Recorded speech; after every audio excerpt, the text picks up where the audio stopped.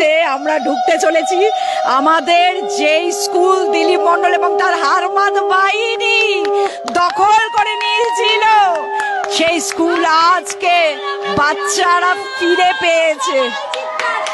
তো সেই স্কুল আজ কলরবে মেতে উঠেছে। আজকে সেই স্কুল কলরবে মেতে উঠেছে। যাও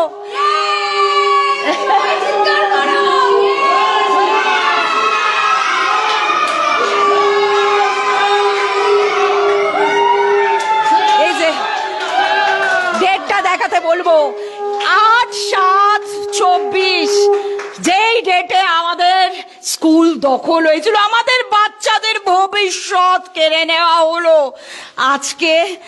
আজকে এই সরকার আসার পর বাচ্চারা আশা দেখছে, সব মা বাবার আশা দেখছে যে সত্যি, তার মাঝে মাঝে না ওরা বিশ্বাস করতে পারছে না। অমৃতা ম্যাডাম যে কথা দিয়েছিলেন, আজকে 12,50,00,000 মানুষ আজকে দেখছে, শুধু ভারত না গোটা পৃথিবী, যে শিক্ষা ব্যবস্থার হাল ফেরানো হবে। আজকে ঝড়খালির বুক থেকে সেই শুরু হলো এবং দেখতে পাচ্ছেন এলাকাবাসী সবাই কিরকম আনন্দে উদ্বেলিত। তো এই আন্দোলন, এই শিক্ষা ব্যবস্থার বিবর্তন, যে প্রতিশ্রুতি দিয়ে আমাদের নরেন্দ্র মোদীজির সরকার ক্ষমতায় এসছেন, সেই প্রতিশ্রুতি অক্ষরে অক্ষরে পালন করা হবে। এলাকাবাসী কি বলছে সবার মুখ থেকে শুনে নেব। এই আন্দোলন এলাকাবাসীর পক্ষ থেকে প্রথম ভূমিকা নিয়ে মাননীয় অমল মণ্ডলের নেতৃত্বে এই আন্দোলনকে সামনে রেখে, এই আন্দোলনকে এগিয়ে দিয়ে আবার বাচ্চাদের ম্যাডামের সেই স্কুলকে ফিরিয়ে দিতে পেরে আমরা এলাকাবাসীর পক্ষ থেকে আমরা খুবই সন্তুষ্ট, খুবই আনন্দিত, খুবই উৎসাহিত।